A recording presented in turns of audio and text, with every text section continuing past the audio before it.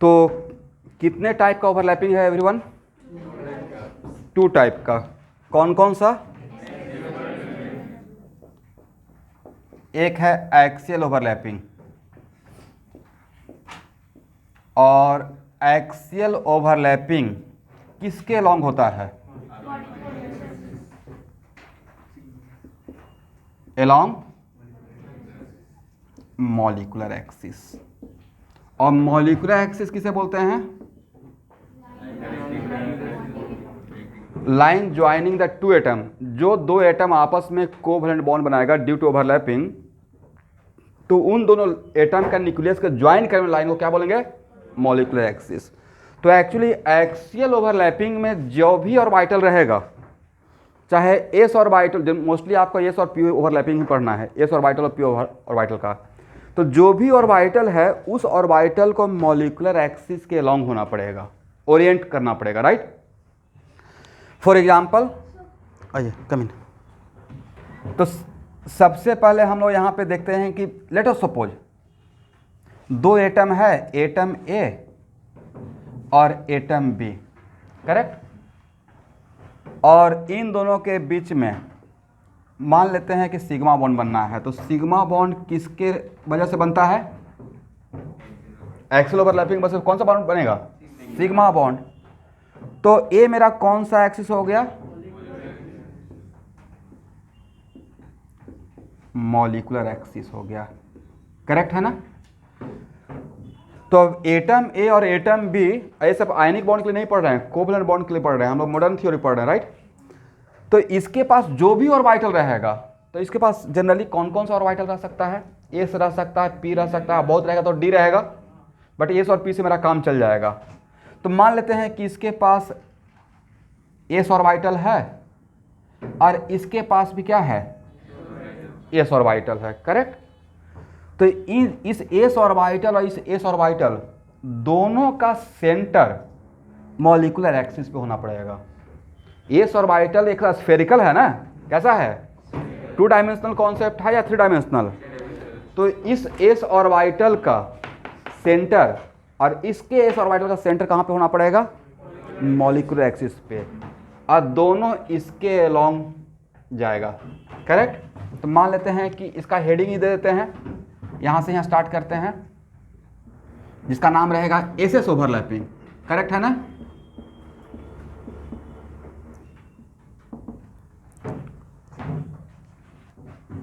तो भाई ऐसा कभी नहीं होगा। 2 डायग्राम आपके सामने बना रहा हूँ कि एटम ए है, एटम बी है, अरे एटम ए और बी का ज्वाइन कर्व लाइन है, और इसका एस ऑर्बिटल का सेंटर मॉलिक्यूलर एक्सिस पे है, और बाकी आप सोचेंगे नहीं कि इसका एस ऑर्बिटल का सेंटर ऐसे, ये पॉसिबल है?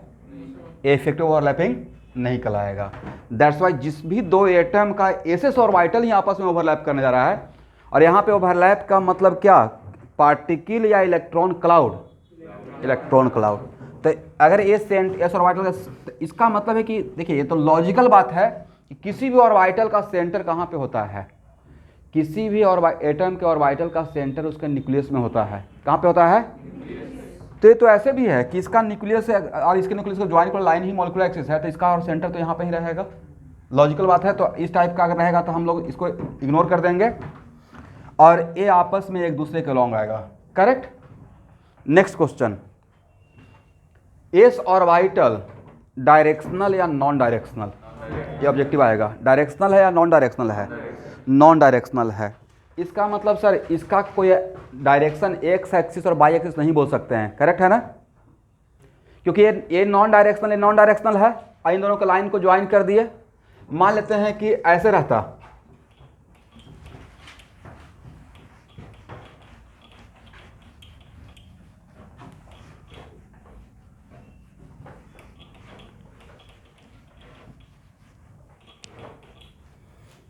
सपोज कीजिए कि एटम ए और एटम बी ए रहता, तो मेरा मॉलिक्यूलर एक्सिस ए बनता। तब हम लोग क्या करते? ऐसे करते, और ओवरलैपिंग के लिए एक दूसरे के टुवार्ड्स जाएगा। तो टुवार्ड्स जाने के पीछे का वजह क्या है कि 2 एटम जब बॉन्ड बनाता है तो how many different type of forces are operating? 4। इसमें 2 रिपल्सन का 2 बट जब बॉन्ड बनते रहता है तो कौन सा फोर्स किस पे डोमिनेट करता है? अट्रैक्शन का फोर्स रिपल्सन पे। And bond formation always exothermic. क्या है? एक्सोथर्मिक। तो ये भी कोई एक पार्टिकुलर डायरेक्शन रहेगा। तो किसी भी स्फीयर का आप क्या डायरेक्शन बोलेंगे? या तो आप इनफाइनाइट डायरेक्शन बोल दीजिए, तो इनफाइनाइट में ही तो डायरेक्शन खत्म हो गया, नॉन डायरेक्शनल। दैट्स वाई यहाँ पे एस एस ओवरलैपिंग से, अच्छा बताइए स्टूडेंट कि एस एस ओवरलैपिंग का लैटरल ओवरलैपिंग का चांस बन सकता है? मतलब मुझसे मत पूछिए, आप खुद सोचिए कि इसमें इस लैटरल ओवरलैपिंग होता है मॉलिक्यूलर एक्सिस के परपेंडिकुलर, क्या रहेगा? बट यहाँ पे मॉलिक्यूलर एक्सिस के परपेंडिकुलर होने का चांस है। इसका मतलब सिचुएशन सेट ही नहीं करेगा। इसका मतलब है कि एस एस ओवरलैपिंग से ओनली सिग्मा बॉन्ड बनेगा आज के बाद, पाई बॉन्ड नहीं बनेगा, बिकॉज लैटरल ओवरलैपिंग चांस यहाँ पे नहीं है। और दूसरा वजह तो यह है कि एस ऑर्बिटल में एक ही इलेक्ट्रॉन है, तो पहले पाई बॉन्ड बनाना चाहेगा या पहले सिग्मा बॉन्ड? और सिग्मा बॉन्ड बनाने के बाद वहाँ पे इलेक्ट्रॉन है, एक ही बॉक्स है, right? That's why S S overlapping से सिर्फ क्या बनेगा, मैं लिखवा दूंगा, डोंट वरी। यहाँ तक समझ में आ गया? यहाँ देखिए, तो जो बॉन्ड फॉर्म होगा, ये है एटम ए, ये है एटम बी, और एटम ए और बी का ये मॉलिक्यूलर एक्सिस है, करेक्ट? तो बॉन्ड फॉर्म करने के टाइम पे इसका इलेक्ट्रॉन क्लाउड, अगर वो बॉन्ड कंस्ट्रक्ट हो रहा है, डिस्ट्रक्ट नहीं, क्या हो रहा है? आगे चलकर ऐसा भी एक सिचुएशन ओवरलैपिंग पढ़ाएंगे, बट वो अभी बोलना बहुत अर्ली हो जाएगा, जिसमें एंटी बॉन्डिंग मॉलिक्यूलर ऑर्बिटल बनता है। क्या बनता है? एमओटी का थ्योरी वो है, बट अभी आप उसको भूल जाइए क्या है। तो अगर बॉन्ड फॉर्म हुआ तो इसका इलेक्ट्रॉन क्लाउड और इसका इलेक्ट्रॉन क्लाउड एक दूसरे में मर्ज करेगा, एक दूसरे से दूर जाएगा या मर्ज करेगा? मर्ज करेगा। इसी को कहीं पे ऐसे भी दिखाया रहता है, करेक्ट? तो इसका इलेक्ट्रॉन क्लाउड इसके अंदर और इसका इलेक्ट्रॉन क्लाउड इस, अगर यहाँ पे समझेंगे तो आपको पीरियोडिक प्रॉपर्टी में कोवैलेंट बॉन्ड का रेडियस, कोवैलेंट बॉन्ड रेडियस या कोवैलेंट रेडियस, ये रेडियस भी दो टाइप का होता है पीरियोडिसिटी में, एक होता है ionic radius, metallic radius, covalent radius. तो आपको समझने में आसानी हो जाएगा, मतलब एक दूसरे से दूर गया या पास आया। और यहाँ पे मैक्सिमम इलेक्ट्रॉन डेंसिटी दिखेगा, क्योंकि इसका इलेक्ट्रॉन डेंसिटी और इसका इलेक्ट्रॉन क्लाउड, इसका इलेक्ट्रॉन क्लाउड एक दूसरे के मर्ज हुआ। एक कॉमन पॉइंट रहा जहाँ पे इलेक्ट्रॉन डेंसिटी क्या मिनिमम रहेगा या मैक्सिमम हो जाएगा? मैक्सिमम रहेगा। और यहाँ से जो बॉन्ड बनेगा उसको क्या बोलेंगे? Sigma bond is form due to S S overlapping, correct है ना? नीचे लिखिए, due to S S overlapping only sigma bond is form, note करके, due to S S overlapping only sigma bond form.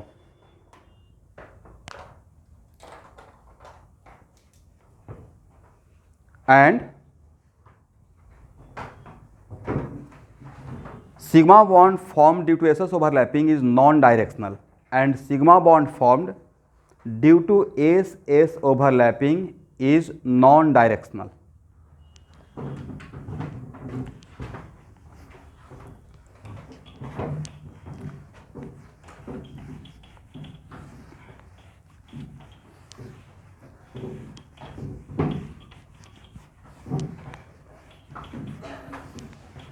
अब एक एग्जाम्पल लेते हैं everyone.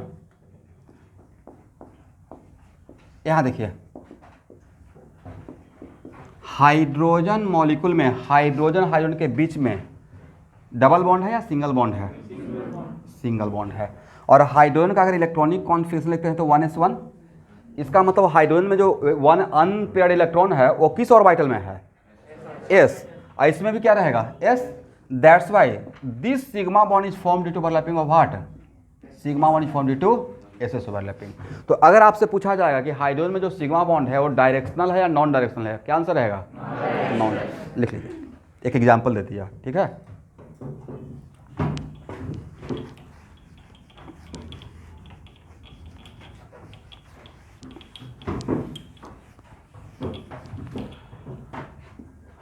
अब यहाँ देखिए, एस एंड पी ओवरलैपिंग,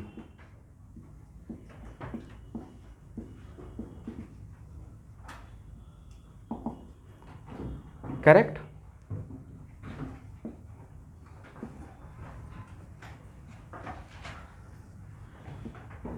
यहाँ देखिएगा एवरीवन, इस टाइप का ओवरलैपिंग अलाउड है या नहीं है? और नहीं है तो क्यों नहीं है? नहीं है तो क्यों नहीं है?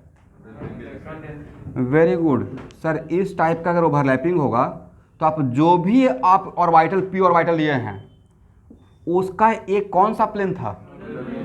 Nodal plane. तो यहाँ पे इलेक्ट्रॉन डेंसिटी क्या है? 0। और आप एस ऑर्बिटल को इस लाइन के अलोंग लेके जा रहे हैं, करेक्ट? क्या लेके जा रहे हैं? इस लाइन के अलोंग। तो इस लाइन के अलोंग लेके जाने का मतलब you are searching for electron bond बनाने के लिए। बट जिस लाइन के अलोंग जा रहे हैं उस लाइन के अलोंग क्या इसके पास इलेक्ट्रॉन डेंसिटी है? नहीं है। तो इस टाइप के ओवरलैपिंग को हम लोग बोलते हैं जीरो ओवरलैपिंग। क्या जीरो ओवरलैपिंग बॉन्ड फॉर्मेशन के लिए रिस्पॉन्सिबल होगा? लिख लीजिए। तो इस टाइप का ओवरलैपिंग लिखिए, this type of overlapping is not responsible for bond formation. This type of overlapping is not responsible for bond formation.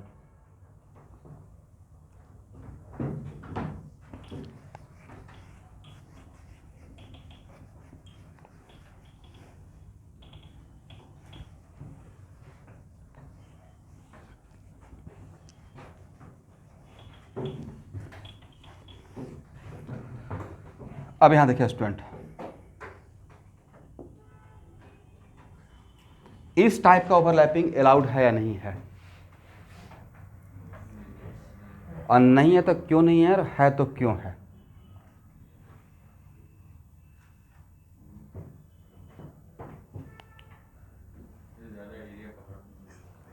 तो देखिए इसका आंसर बहुत सिंपल सा बात में छिपा हुआ है कि एक्चुअली बॉन्ड फॉर्मेशन के लिए दो टाइप का ही ओवरलैपिंग मैंने बोला। कौन कौन सा? एक अलोंग द मॉलिक्यूलर एक्सिस और दूसरा perpendicular to molecular axis, correct? मान लेते हैं कि ए एटम ए है और ए एटम बी है, करेक्ट है ना? और किसी भी ऑर्बिटल का ए पॉइंट और ए पॉइंट क्या रहेगा? न्यूक्लियस।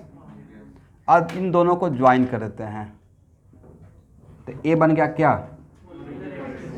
Molecular axis, correct? तो एक्चुअल में ए तो मॉलिक्यूलर एक्सिस पे है, बट क्या ए ऑर्बिटल मॉलिक्यूलर एक्सिस के अलोंग है? नहीं है। तो क्या इस टाइप का ओवरलैपिंग से बॉन्ड बनेगा? दो type, only two type of overlapping ही रिस्पॉन्सिबल बॉन्ड बनाने के लिए, चाहे सिग्मा या पाई। तो इसको ऐसे भी काउंटर कर सकते हैं। किसी को और समझाना है, कुछ नहीं बोल पा रहे हैं, या तो आप लॉजिकल कुछ बात बोलिएगा, नहीं तो लॉजिकली क्या बोलिएगा कि only two type of overlapping are responsible for bond formation. तो जस्ट ए और बी को मैंने ज्वाइन कर दिया, ए मेरा बन गया कौन सा एक्सिस? Molecular axis. ए तो मॉलिक्यूलर एक्सिस के अलोंग है, बट ए और मॉलिक्यूलर एक्सिस के अलोंग। तो सर परपेंडिकुलर चेक कर लेते, तो परपेंडिकुलर है क्या? ये नहीं है। तो दोनों में से किसी पे सेट किया, इसका मतलब इस टाइप का ओवरलैपिंग भी बॉन्ड फॉर्मेशन रिस्पॉन्सिबल नहीं है। लिख लीजिए, this type of overlapping is also not responsible for bond formation.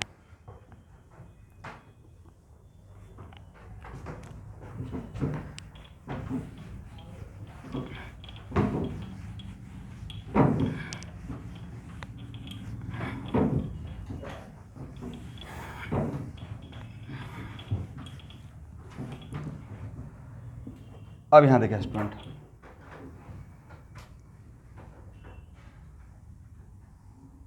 Suppose कीजिए कि ए मेरा ऑर्बिटल है, पी ऑर्बिटल। तो जैसे ही आप पी सबसेल बोलते हैं तब तक तो उसमें डायरेक्शन एसोसिएटेड नहीं है, बट जैसे ही पी ऑर्बिटल बोल दिए, मतलब आप एक साथ P X P Y P Z का बात कर रहे हैं, तो let us suppose it is P X. ये क्या है? P X, correct? और हम लोग काम कर रहे हैं एस और पी ओवरलैपिंग का। किसका काम कर रहे हैं? एस और पी ओवरलैपिंग, करेक्ट है ना? तो भाई एस और यहां देखिएगा, एस और पी ओवरलैपिंग से लैटरल ओवरलैपिंग आप इमेजिन करेंगे? अभी तो बताया कि इस टाइप का ओवरलैपिंग अलाउड नहीं है, भाई इसी को तो यहां पर रिप्रेजेंट किया है। तो क्या ये लैटरल ओवरलैपिंग पॉसिबल है? तो एस और पी ओवरलैपिंग से पाई बॉन्ड तो नहीं बनेगा, तो वाली चांस क्या है? सिग्मा बॉन्ड बनने का। ऐसे आप सोच सकते हैं सर ऐसे शायद करेगा तो बनेगा, लेकिन नहीं बन सकता है, क्योंकि ऐसे कीजिएगा तो ये हो जाएगा ए और ये क्या हो जाएगा? B, correct? तो पाई बॉन्ड बनने का चांस खत्म कर दिए। तो ओनली कौन सा बॉन्ड बनेगा? Sigma bond. तो पहला तो कंक्लूजन हो ये हुआ कि due to S and S P को एक साथ मत बोलिएगा, एस और पी बोल दीजिएगा एक साथ, एस पी तो कुछ और बन जाएगा। हम लोग बोल रहे हैं एस एंड पी ओवरलैपिंग। तो ये मेरा ए है, करेक्ट। तो ये पी एक्स किस एक्सिस के अलॉन्ग रहेगा? एक्स एक्सिस के अलॉन्ग। किस एक्सिस के अलॉन्ग? और अगर ए और बी में इसका P और इसका S और आपस में अगर ओवरलैपिंग करना है तो पहले तो ए और बी को ज्वाइन कर लाइन ड्रॉ करेंगे। और आपको नहीं लगता है कि B का S सबसेल को एक्स एक्सिस पे आना पड़ेगा, तभी वो मॉलिक्यूलर एक्सिस के अलॉन्ग होगा। इसका मतलब है कि अब इसके और इसके वजह से जो बॉन्ड फॉर्म होगा, जो भी सिग्मा बॉन्ड फॉर्म होगा, वो किस एक्सिस के अलॉन्ग रहेगा? तो नॉन डायरेक्शनल हुआ या डायरेक्शनल? तो यहाँ पे डायरेक्शन किसके वजह से? पी ऑर्बिटल की वजह से। इसका मतलब सिग्मा, मैं सब कुछ लिखवा दूंगा, पहले सुना कीजिए। इसका मतलब sigma bond form due to S and P overlapping is directional, but who is responsible for direction? P orbital. Correct है ना? क्योंकि वो अपने साथ क्या लेकर आ रहा है? डायरेक्शन। एस का कोई डायरेक्शन नहीं है, बट पी का तो डायरेक्शन है। और अगर हम लोग को एक्सेल ओवरलैपिंग करना है तो मॉलिक्यूलर एक्सिस के अलॉन्ग सोचेंगे, तो ये इसके अलॉन्ग, ये इसके अलॉन्ग। तो situation is just like this. और अगर बॉन्ड फॉर्म होगा तो इसका इलेक्ट्रॉन क्लाउड है, इसका इलेक्ट्रॉन क्लाउड एक दूसरे से दूर जाएगा या एक दूसरे में मर्ज करेगा? मर्ज कर जाएगा। समझ गए? एस एन पी करेक्ट है ना? तो नीचे लिख लीजिए,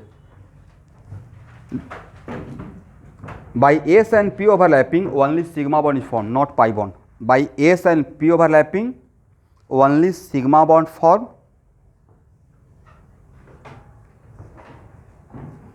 not P, only sigma bond form, not pi bond.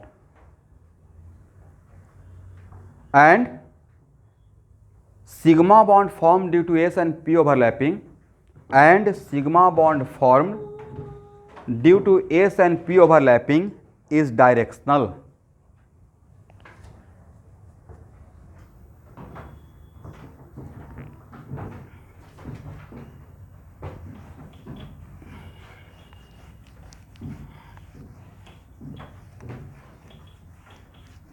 यहाँ देखिए स्टूडेंट, बताइए, जनरली जैसे ही कोई बोलता है बॉन्ड लेंथ, क्या बोलता है? तो मान लेते हैं कि ए और बी के बीच में बॉन्ड फॉर्म हुआ है, मोटा मोटी ऐसा समझिएगा लास्ट बेंच, ए और बी के बीच में कोई एक बॉन्ड फॉर्म हुआ, कोवलेंट बॉन्ड, और सिंगल है तो ऑब्वियसली वो सिग्मा ही रहेगा। सिंगल है तो 99% चांस क्या है? सिग्मा रहेगा, राइट? तो बॉन्ड लेंथ का मतलब क्या होता है? मोटा मोटी आइडिया दीजिए। बॉन्ड लेंथ का मतलब मोटा मोटी आइडिया होता है दो एटम के न्यूक्लियस, दो एटम का सेंटर से सेंटर के बीच का डिस्टेंस, सेंटर मतलब न्यूक्लियस, इसका मतलब यहाँ से यहाँ के बीच का डिस्टेंस को हम लोग क्या बोलते हैं? बॉन्ड लेंथ बोलते हैं। एग्री ना? लिखिए नीचे एक point, one of the factor not only, one of the factor not only on which bond length depend, one of the factor not only on which bond length depend is the size of overlapping of orbital, is the size of overlapping of orbital.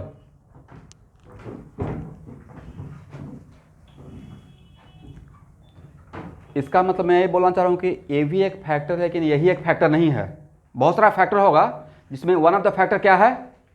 Bond length depend on the size of what? Overlapping of orbital. अच्छा, अब आप ये बताएं कि मान लेते हैं कि आपके पास कोई स्टिच करने वाला धागा है, करेक्ट, सेम क्वालिटी का, तो उसी स्टिच करने वाला धागा को, बड़े धागे को ब्रेक करना है और उसी का एकदम छोटा सा धागा को ब्रेक करना है, किसमें एफर्ट ज़्यादा लगेगा? इसका मतलब यहाँ से कोरिलेट कर सकते हैं, बॉन्ड लेंथ बड़ा तो बॉन्ड स्ट्रेंथ कम हो जाएगा। तो बॉन्ड लेंथ और बॉन्ड स्ट्रेंथ में क्या रिलेशन है? इनवर्सली रहेगा। अब बॉन्ड स्ट्रेंथ और बॉन्ड डिसोसिएशन में क्या है भाई? बॉन्ड मतलब ज़्यादा मजबूत रहेगा तो तोड़ने में ज़्यादा एनर्जी खर्च करना वाला, सिंपल सा लॉजिक है, करेक्ट? इसका मतलब है कि bond length inversely proportional to what? Bond strength, and bond strength directly proportional to bond dissociation energy.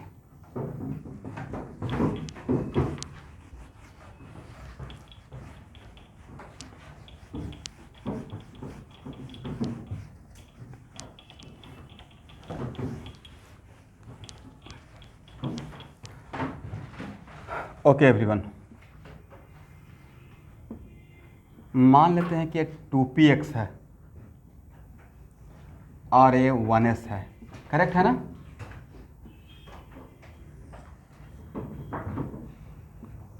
और ये 3px है और ये 1s है। मान लेते हैं 2 सिग्मा बॉन्ड बना है। This sigma bond is form due to overlapping of 2px and 1s and this sigma bond is form due to overlapping of 3px and 1s। दोनों में ए वाला पॉइंट मैंने जानबूझ के कॉमन रखा। जानबूझ के मैंने क्या किया, तो दोनों में कॉमन क्या है, 1s 1s, और इसका सेंटर तो यहाँ रहेगा, ये जो एटम है इसका सेंटर कहाँ रहेगा, यहाँ रहेगा, करेक्ट है ना। तो इसका बॉन्ड लेंथ सेंटर से सेंटर के बीच का डिस्टेंस, करेक्ट है ना।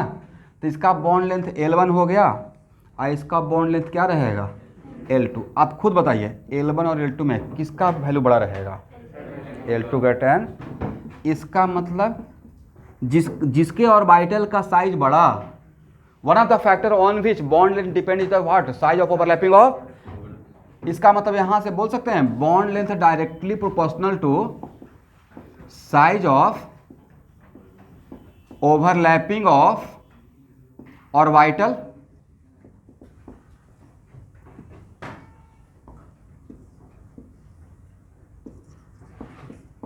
ये ऑर्गेनिक केमिस्ट्री में बहुत काम करेगा, ठीक है। तो L2, ये 2 सिचुएशन है ए और बी में, राइट। तो L2 greater than L1। What about bond strength, bond strength के लिए ए ग्रेटर देन बी, ठीक है। इसका ये तो बॉन्ड लेंथ का नाम है, तो A greater than B, bond dissociation energy, correct है ना।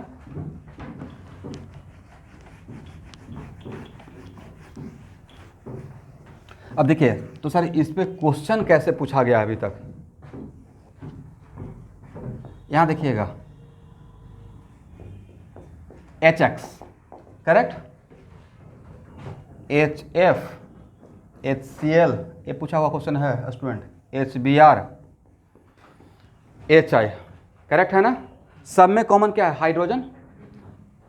यहां पे हाइड्रोजन अपना क्या देगा, 1s। अब फ्लोरीन के पास, फ्लोरीन यहाँ पे क्या बैलेंस शो कर रहा है, सब यहाँ पे बैलेंस एक एक एक शो कर रहा है। तो इसका आउटर मोस्ट इलेक्ट्रॉन कहाँ रहेगा, 2p, कहाँ रहेगा। तो लेट अस सपोज इसका 2pz, 1s 2pz, इसका क्या रहेगा 1s 3pz, इसका क्या रहेगा 1s 4pz, इसका क्या रहेगा 1s 5pz। तो बताइए इन चारों में बॉन्ड लेंथ का ऑर्डर क्या रहेगा, सबसे बड़ा बॉन्ड लेंथ किस में बन रहेगा, HI में, और सबसे छोटा बॉन्ड लेंथ किसका रहेगा। सिंपल सा लॉजिक हो गया, तो यहाँ से आंसर मिल गया। बट एक मिनट, ये बात अगर आप नहीं जानते, क्योंकि मैंने अभी तक नहीं पढ़ाया है, बट स्कूल में थोड़ा बहुत तो पढ़े होंगे MOT, मॉलिक्यूलर ऑर्बिटल थ्योरी, तो उसमें आप जानते होंगे बॉन्ड ऑर्डर ज़्यादा तो बॉन्ड लेंथ कम, बॉन्ड ऑर्डर ज़्यादा तो बॉन्ड लेंथ। तो बॉन्ड ऑर्डर के हेल्प से इसका आंसर दे सकते थे क्या आप। इसमें बॉन्ड ऑर्डर कितना, 1, इसमें क्या बोलिएगा 1, इसमें क्या बोलिएगा 1, इसमें क्या बोलिएगा। तो सबका बॉन्ड ऑर्डर तो 1 ही है, तो बॉन्ड ऑर्डर के हेल्प से यहाँ पे इसका आंसर दिया जा सकता है। तब यहाँ पे कौन आपको हेल्प करेगा, size of overlapping of orbital, size of overlapping of orbital, correct है ना। तो उसके हेल्प से हम लोग इसका आंसर दिया, करेक्ट। इसका मतलब सिचुएशन कुछ इस टाइप का दिखेगा।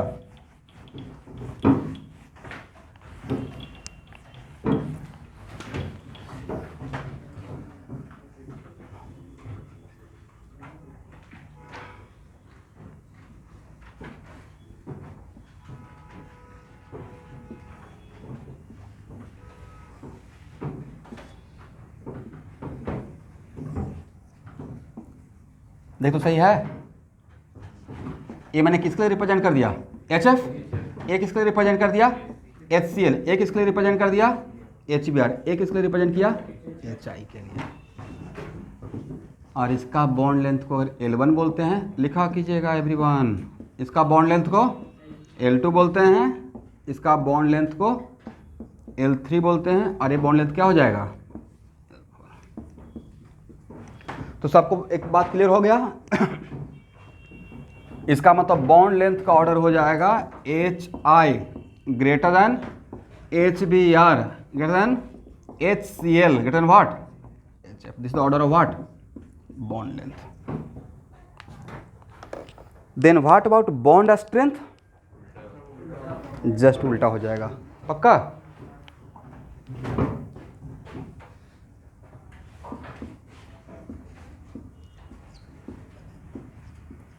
बॉन्ड स्ट्रेंथ का ऑर्डर रहेगा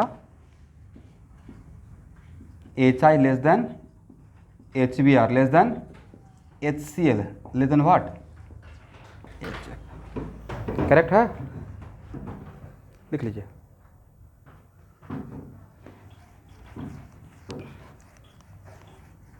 मैं फ्लोरीन का बात नहीं कर रहा हूँ।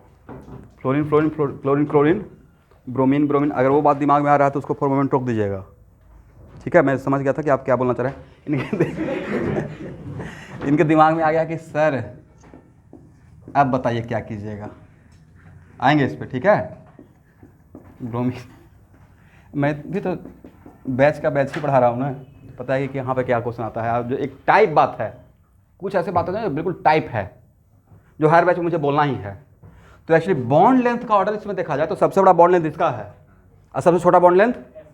बट बॉन्ड स्ट्रेंथ का बात कीजिएगा तो इसका बॉन्ड स्ट्रेंथ ज़्यादा होता है, इसका कम होता है। उसके पीछे का वजह है लोन पेयर रिपल्सन इस पर डोमिनेट कर जाता है। तो रुकिए अभी, ठीक है, यहाँ तक क्लियर है। Okay,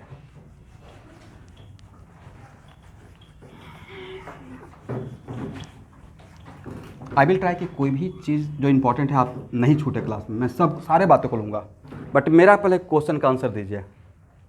what is meaning of a strong acid and weak acid. क्या इतना ही बताइए कि what is meaning of electrolyte. Electrolyte का मतलब क्या होता है। तो इलेक्ट्रोलाइट का मत देख लीजिए, एक मिसकॉन्सेप्शन मेरे माइंड में रहता था ना कि इलेक्ट्रोलाइट का मतलब सिर्फ ionic compound.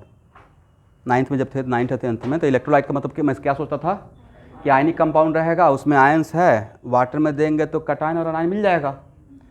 But actually electrolyte का डिफिनेशन है कि any compound which after dissolving in water split into ions break into ions. तो उसमें तो कहीं बात था ही नहीं कि आयनिक है, कोवलेंट है। For example HCl is covalent compound, right. HCl is what. But जब इसको वाटर में डिजॉल्व करते हैं और सफिशिएंट अमाउंट ऑफ अगर वाटर लेते हैं, क्या लेते हैं, सफिशिएंट अमाउंट ऑफ वाटर, तो किसमें ब्रेक कर जाता है, इसका 100% डिसोसिएशन होता है। तो ये भी तो इलेक्ट्रोलाइट हुआ, करेक्ट। इसका मतलब है कि इलेक्ट्रोलाइट सिर्फ आयनिक कंपाउंड हो सकता है, कोवलेंट या दोनों हो सकता है। जो भी वाटर में डिजॉल्व करने के बाद मुझे क्या दे दे, आयन दे दे, करेक्ट है ना।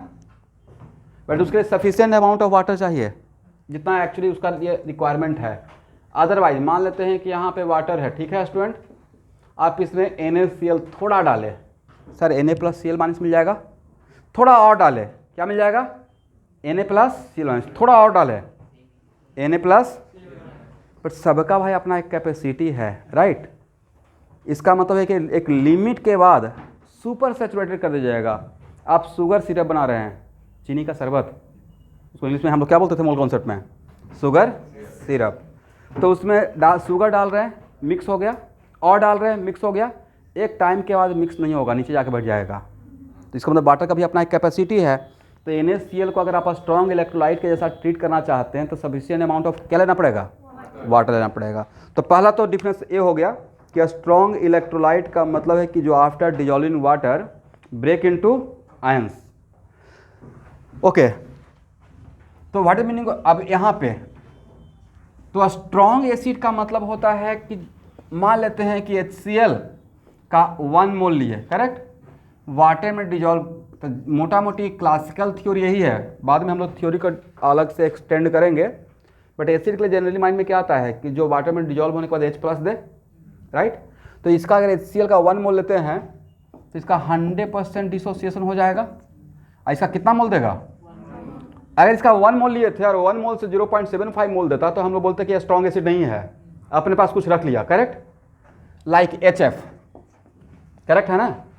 HF एक ऐसा एसिड है जिनिशियली सिर्फ होता ना किसी का नेचर, किसी के दूसरे को दिखाने के टाइम पे कुछ पैसा आपको दे देगा, डोनेट कर देगा, हटते ही ले लेगा।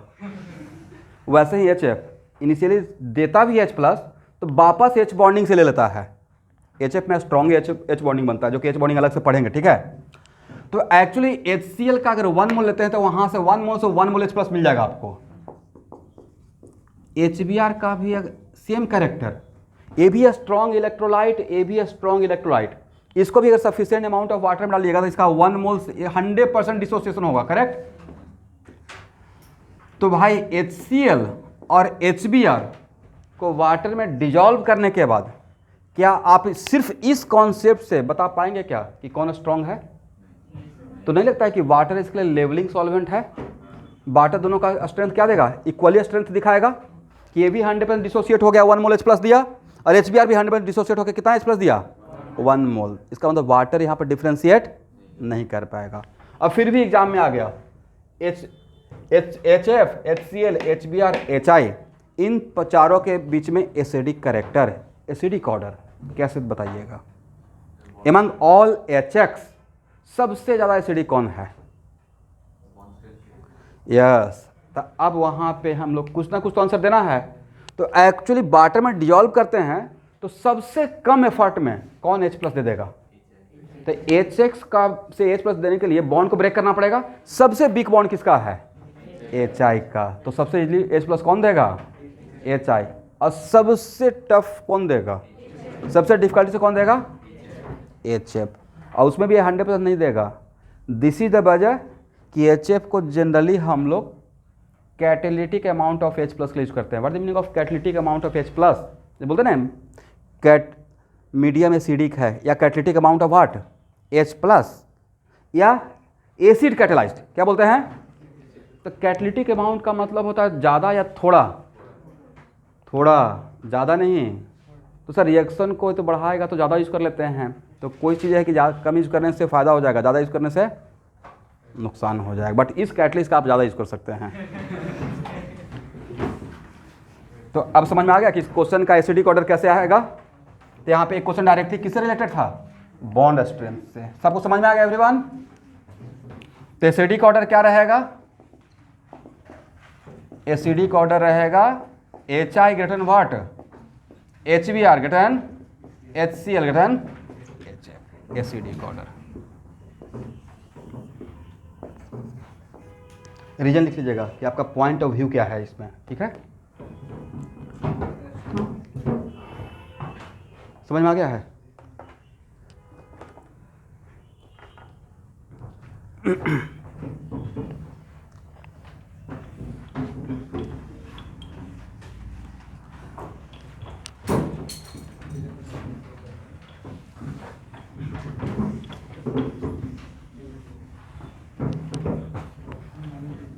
चलिए, तो हम लोग अभी तक दो चीज़ों को समझ लिए। कौन कौन सा overlapping? SS overlapping and SP। अब लिखिए PP ओवरलैपिंग।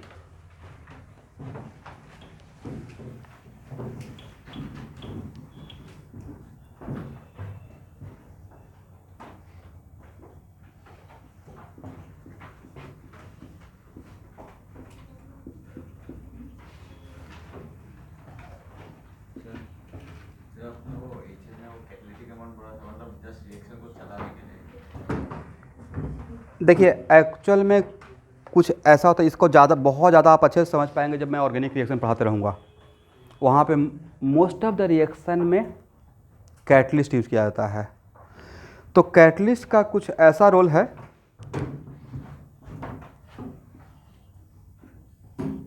नहीं देखते हैं कुछ स्टूडेंट को बार बार पुश करना पड़ता है, भाई पढ़ लो लाइफ में कुछ बन जाओ, एक एक्टिवेशन एनर्जी देना पड़ता है, राइट? तो स्लो रिएक्शन का भी सेम सिचुएशन है। अब NaOH प्लस HCl को मिलाइएगा तो क्या अलग से कुछ गर्म करने की रिक्वायरमेंट है, या उसका रिएक्शन ऐसे ही वायलेंट है, राइट? बट स्लो रिएक्शन के लिए एक थ्रेशोल्ड अमाउंट ऑफ एनर्जी, नाम सुने थ्रेशोल्ड फ्रीक्वेंसी, वैसे ही थ्रेशोल्ड अमाउंट ऑफ एनर्जी देना पड़ता है। जहाँ पे रिएक्टेंट को आपस में मिलाते हैं तो उसके पास सफिशिएंट अमाउंट ऑफ एनर्जी नहीं होता है, तो हम लोग कुछ एनर्जी सप्लाई करते हैं, minimum amount of energy, correct. ये एनर्जी का बैरियर होता है, मतलब इसको क्रॉस करेगा जो भी पार्ट रिएक्टेंट इस एनर्जी बैरियर को क्रॉस कर गया वो प्रोडक्ट में कन्वर्ट होगा, और जो इसको क्रॉस नहीं किया वो प्रोडक्ट में कन्वर्ट। यहाँ देखते रहिएगा, कुछ बातें अभी ऐसे बोल देता हूँ, आगे का बात है, सब पढ़ना है आपको, इसको बहुत डिटेल्स में पढ़ना है। एक चैप्टर का नाम है केमिकल काइनेटिक्स, फिजिकल केमिस्ट्री में, क्लास 12th में, जो कि अभी मैं पढ़ा भी रहा हूँ 12th वाले बच्चों को। तो एक्चुअल में जो इसको क्रॉस कर गया वो प्रोडक्ट में कन्वर्ट होगा, जो क्रॉस नहीं किया प्रोडक्ट में कन्वर्ट नहीं होगा, करेक्ट है। और कोई भी दो पार्टिकल अगर आपस में रिएक्शन कर रहा है और प्रोडक्ट में कन्वर्ट रहा है तो उसके बीच में आपस में कोलिजन होता है। क्या होता है? इसको कोलिजन थ्योरी बोलते हैं। तो मान लेते हैं कि 1 सेकेंड में 100 कोलिजन हो रहा है। कितना हो रहा है? तो all collision are not effective for giving the product. तो मान लेते हैं इस 100 में से 70 कोलिजन इफेक्टिव है, जो इस एनर्जी बैरियर को क्रॉस कर गया। यहाँ से एनर्जी दे रहे थे बट इस एनर्जी बैरियर को क्रॉस किया, अब 30 यहाँ रह गया, तो ओनली ये प्रोडक्ट देगा, करेक्ट। बट अब आपका था कि नहीं सर, थोड़ा और आउट ऑफ 100 80 कोलिजन से प्रोडक्ट मिलता, तो आप क्या करेंगे? थोड़ा सा बर्नर से हीट सप्लाई करेंगे। तो फिर हीट सप्लाई करने से क्या होगा? मॉलिक्यूल का स्पीड बढ़ेगा, मोमेंटम बढ़ेगा, ज़्यादा मोमेंटम से कोलाइड करेगा। एक तरीका एक तो ये था। बट सपोज कि आप हीट नहीं सप्लाई करना चाहते हैं, उसके बदले आपने क्या किया? इस बैरियर को ही कम कर दिए। क्या किए? बैरियर को ही कम कर दिए। ये कुछ ऐसा है कि पहले कट ऑफ मार्क्स रखा गया 60 इतना कैंडिडेट के लिए, बट उस 60 कट ऑफ मार्क्स से जितना आपको कैंडिडेट चाहिए था 500 उस कैटेगरी में नहीं आया, 400 ही आया। अब आप क्या कीजिएगा? कट ऑफ मार्क्स क्या कर दीजिएगा? कम कर दीजिएगा। और कट ऑफ मार्क्स कम करके आपने 55 कर दिया, तो 55 और 60 के बीच में जो रहा वो एलिजिबल हो गया। सेम बात है। तो यहाँ पे जो था, तो मैंने इस बैरियर को ही कम कर दिया। और एक काम कौन करता है? कैटलिस्ट करता है। कैटलिस्ट क्या करता है? एक्टिवेशन एनर्जी को कम करता है। तो जो आप 4 साल में सीखेंगे उसको 1 साल में सिखा दिया जाएगा। ये है ना कैटलिस्ट का रोल, तो ये है। लेकिन कैटलिस्ट का एक रोल है तो है कि मतलब अगर ज़्यादा यूज़ करेंगे तो उस रिएक्शन को एक्सेलरेट करने के बजाय डीएक्सेलरेट भी कर सकता है। दैट्स वाई हम लोग कैटलिस्ट के अमाउंट यूज़ करते हैं, ठीक है। बट इसके बारे में आप बहुत ज़्यादा बाद में समझिएगा। अभी आपको कितना समझाते हुए रहूँगा तो आपको ऐसा लगेगा कि अच्छा लग रहा है, बट उतना कुछ फील नहीं हो रहा है, समझ में नहीं आ रहा है। एनीवे, अब इसमें मुझे बहुत छोटा सा कॉन्सेप्ट से स्टार्ट करते हैं। पीपी ओवरलैपिंग मेरा सबसे पहला क्वेश्चन है। पीएक्स का पीवाई, पूरे ऑर्गेनिक केमिस्ट्री में सो मेनी टाइम्स आएगा, ठीक है, पूरे केमिस्ट्री में बहुत बार आएगा। पीवाई का पीजेड के साथ, अब पीजेड का पीएक्स के साथ for any type of overlapping. तो एनी टाइप ऑफ ओवरलैपिंग दो ही ना, या तो एक्सियल नहीं तो लैटरल। पॉसिबल है या नहीं है? और नहीं है तो क्यों नहीं है? Very good. क्योंकि सर अगर इस एग्जाम्पल को ही रेफरेंस लिया जाए तो ये अगर मेरा एक्स एक्सिस है तो ये मेरा पी एक्स है, और आप क्या बोल रहे हैं? P Y. तो पी वाई तो जाएगा अलॉन्ग वाई एक्सिस, अब पी एक्स क्या है? ये जिस एक्सिस के अलॉन्ग ये पी वाई जा रहा है उस लाइन के अलॉन्ग क्या इसके पास इलेक्ट्रॉन डेंसिटी है? इसके पास इलेक्ट्रॉन डेंसिटी। तो यहाँ से जो ओवरलैपिंग होगा, इस टाइप का ओवरलैपिंग क्या अलाउड है बॉन्ड फॉर्मेशन के लिए? इस टाइप का ओवरलैपिंग का क्या नाम दे दिया गया है? Zero overlapping. तो इस टाइप का ओवरलैपिंग अलाउड नहीं है, करेक्ट है ना। इसका मतलब आज के बाद पूरे केमिस्ट्री में किसका किसका आपस में ओवरलैपिंग नहीं होगा? पी एक्स का पी वाई के साथ, पी वाई का पीजेड के साथ, पीजेड का पी एक्स के साथ ओवरलैपिंग अलाउड नहीं है, ठीक है ना। मतलब इन टाइप ओवरलैपिंग से कोई बॉन्ड फॉर्म नहीं होगा।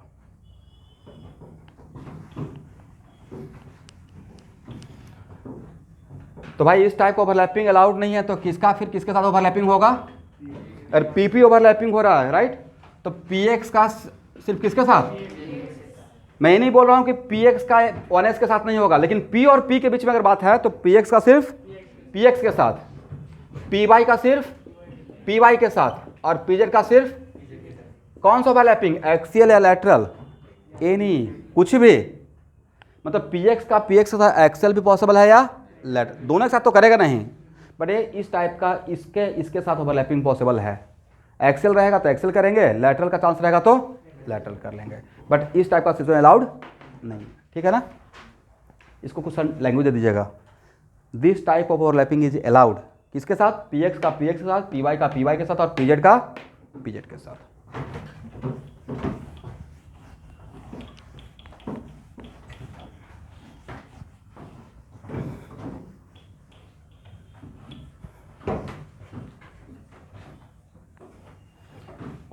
ओके एवरीवन,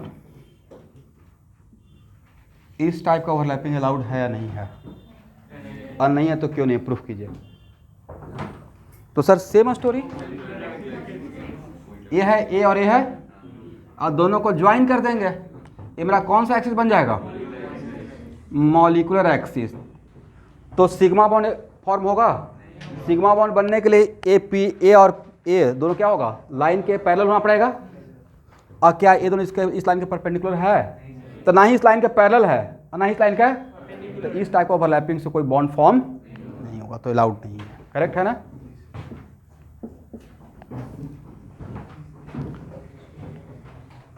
इसको एब्सोल्यूट जीरो ओवरलैपिंग नहीं बोलेंगे क्योंकि तो वहाँ पे थोड़ा इलेक्ट्रॉन डेंसिटी था, बट ये बॉन्ड फॉर्म नहीं करेगा, करेक्ट है ना।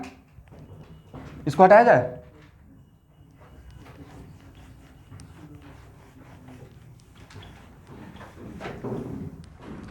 हटाया जाए एवरीवन।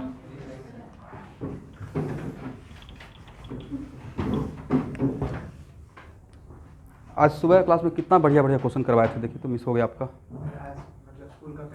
इनसे सीखिएगा, इनसे कॉपी कीजिएगा और हिंट भी ले लीजिएगा। आप शायद आए थे ना क्लास में आज, यस।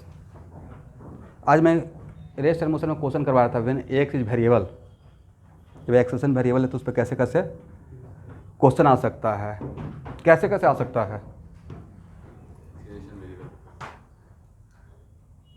देखिए ऐसे पढ़िएगा, ये थोड़ा फिजिक्स का पब्लिसिटी हो जाएगा भाई। एक्स वी एक्स टी और एक्स, यही चार तो चीज़ है सॉरी काइनेमेटिक्स में, इसके अलावा पांचवा तो आएगा नहीं।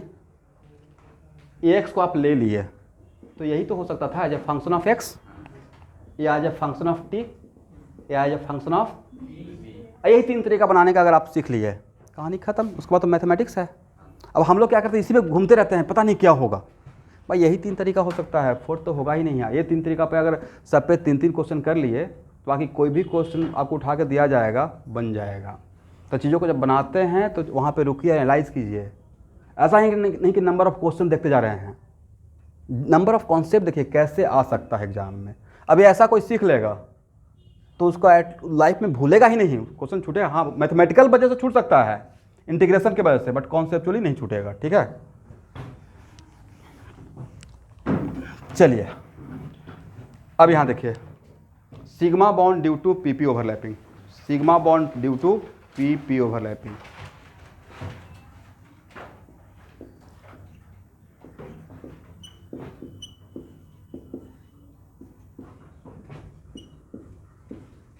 ओवरलैपिंग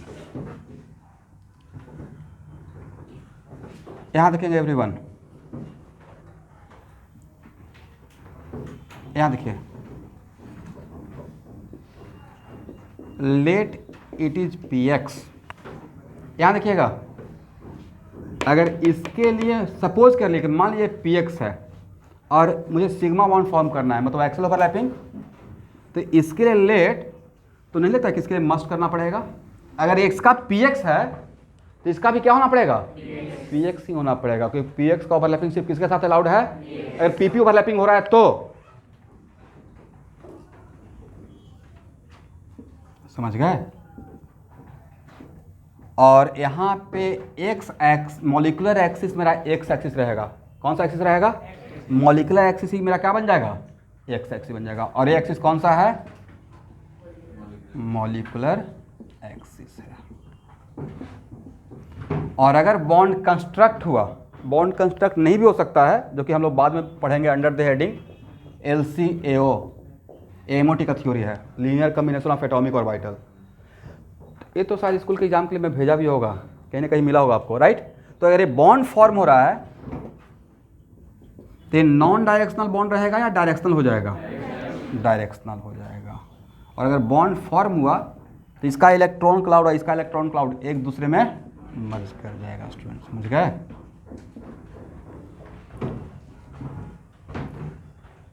तो sigma bond due to P P overlapping is directional या नॉन डायरेक्शनल? डायरेक्शनल। तो लिख लीजिएगा, sigma bond due to P P overlapping is directional.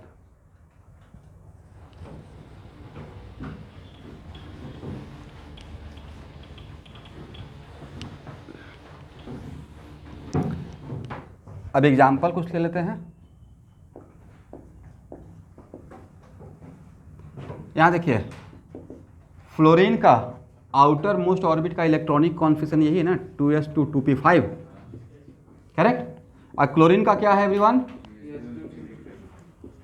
और ब्रोमीन का क्या है? 4s2। और आयोडीन का फिर क्या रहेगा? Same trend, 5s2। इसका मतलब है कि ए तो बिल्कुल पेयर्ड अप है, तो फ्लोरीन का फ्लोरीन के साथ, क्लोरीन का क्लोरीन के साथ, ब्रोमीन का ब्रोमीन के साथ और आयोडीन का आयोडीन के साथ अगर सिंगल बॉन्ड बनता है तो this single bond is, this sigma bond is form due to overlapping of what? 2p 2p। क्या बोलेंगे? तो सर 2p में कौन सा? px py या pz? आपकी मर्जी है। यहाँ पे 3 बॉक्स है ना, अब 3 बॉक्स में किस में आप अनपेयर रखते हैं ये आपकी मर्जी है, करेक्ट है। Late it is 2px, it is 2py, तो इसको क्या मान लीजिएगा? 2pz1 मान लेंगे, 2px2, 2py2 और 2pz1। तो this bond is form due to what? 2p 2p। अब 2p में कोई भी है, आपकी मर्जी है। This sigma bond is form due to overlapping of 3p 3p। This sigma bond is form due to overlapping of 4p 4p का मतलब आउट ऑफ 3 ऑर्बिटल कोई भी एक ले सकते हैं, करेक्ट है। और this one is form due to overlapping of what? अब बताइए, इवन इफ सबका बॉन्ड अगर 1 है, बट सबसे बड़ा बॉन्ड लेंथ किसका रहेगा? आयोडीन का। One of the factor on which bond length depend is the size of overlapping of orbital. तो सबसे बड़ा बॉन्ड लेंथ किसका रहेगा और सबसे छोटा बॉन्ड लेंथ किसका रहेगा? तो बॉन्ड लेंथ का ऑर्डर रहेगा, तब क्या हो जाएगा? I2 greater than what? Br2 greater than Cl2 greater than F2। तो बॉन्ड स्ट्रेंथ का, बॉन्ड स्ट्रेंथ का F2 greater than, पहले लिखिए फिर रॉन्ग करेंगे, Br2 greater than I2। होना चाहिए था ये, होना क्या चाहिए था? General trend. बट केमिस्ट्री पढ़ रहे हैं तो 5% एक्सेप्शन के लिए रेडी रहिएगा, करेक्ट। तो यहाँ इन दोनों के बीच थोड़ा एक्सेप्शन है, और उस एक्सेप्शन के पीछे का वजह, बॉन्ड लेंथ का ही ऑर्डर है, ठीक है, बट इसके बीच का एक्सेप्शन के पीछे वजह है कि फ्लोरीन फ्लोरीन के बीच में due to a smaller size lone pair repulsion dominate कर जाता है, and due to lone pair repulsion इस बॉन्ड में एक स्ट्रेन डेवलप होगा, ठीक है। दैट्स वाई इसका स्ट्रेंथ कम हो जाता है। ज़्यादा रहता है या कम रहता है? कम रहता है, करेक्ट है ना। आप समझे मैंने क्या बात बोला? नहीं समझे? इसके अकॉर्डिंग तो ऑर्डर होना चाहिए था, बट यहाँ पे due to a smaller size of fluorine, यहाँ पे इसके लोन पेयर के बीच में एक रिपल्सन, तो रिपल्सन क्या करेगा? बॉन्ड को स्ट्रॉन्ग करेगा या वीक कर देगा? वीक करेगा। दिस इज द वजह कि बॉन्ड स्ट्रेंथ में क्लोरीन फ्लोरीन से ज़्यादा हो जाता है, करेक्ट। लिखिए, तो यहाँ पे सिर्फ इसको ऑर्डर को उल्टा कर दीजिएगा, यहाँ पे Cl2, यहाँ पे रीजन क्या देना है? Due to lone pair repulsion in fluorine.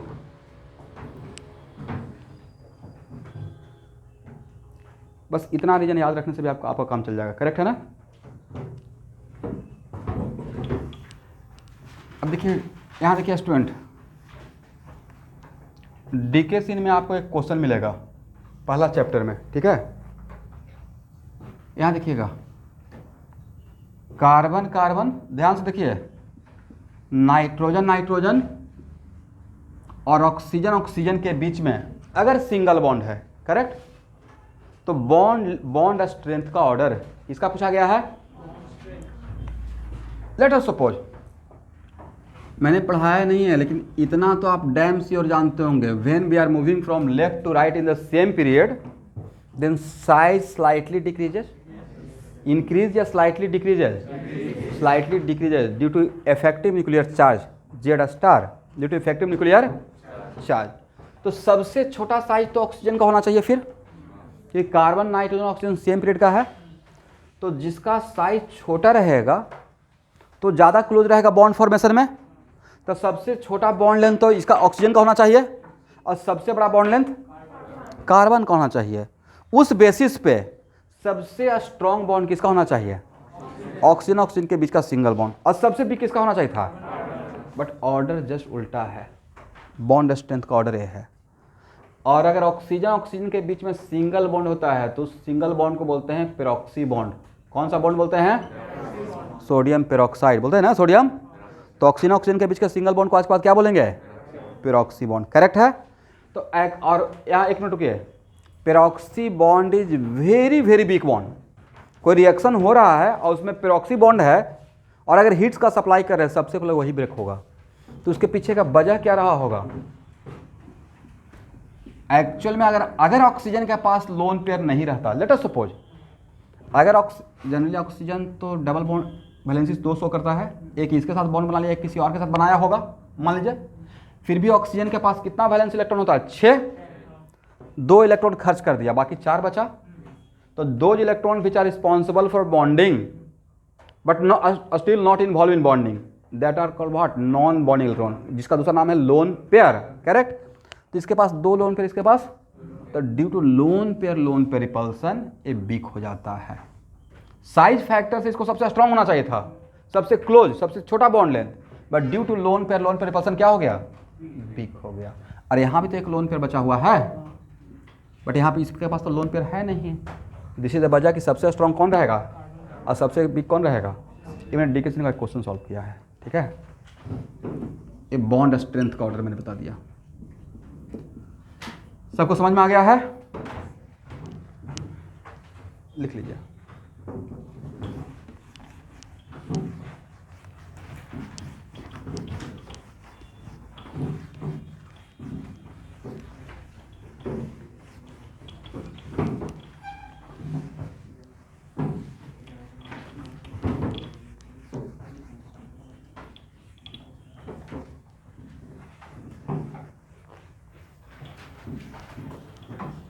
अब यहां देखेंगे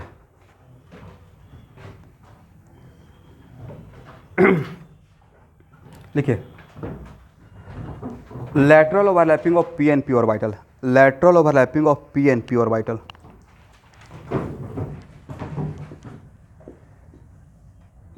लेट अस सपोज ए और बी के बीच में ऑलरेडी, यहां देखेंगे एवरीवन, ए और बी के बीच में ऑलरेडी सिग्मा बॉन्ड फॉर्म हो चुका, सिंगल बॉन्ड ऑलरेडी फॉर्म हो चुका है।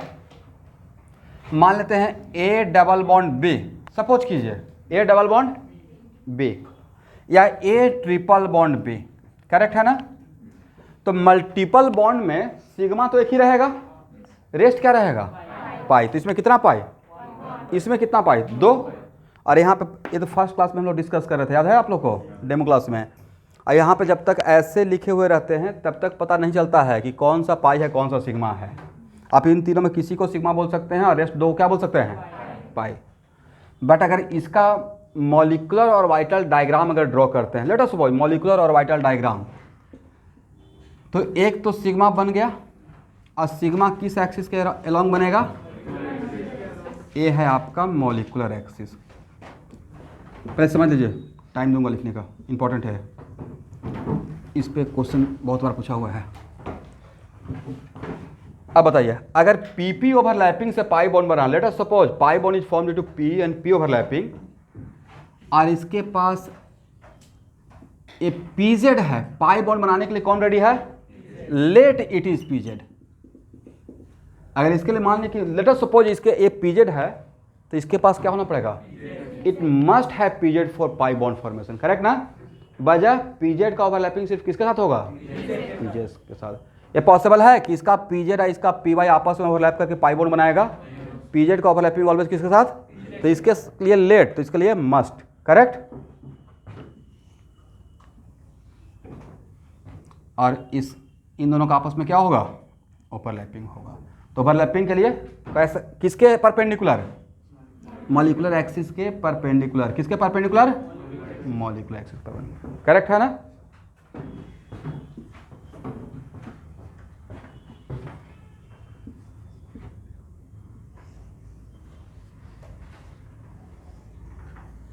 इसको ऐसे दिखाते रहते हैं, ठीक है।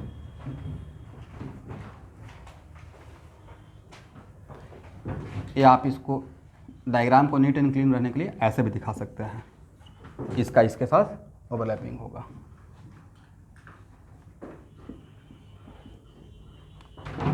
तो ये पीजेड है तो इसे भी क्या होना पड़ेगा, पीजेड होना पड़ेगा।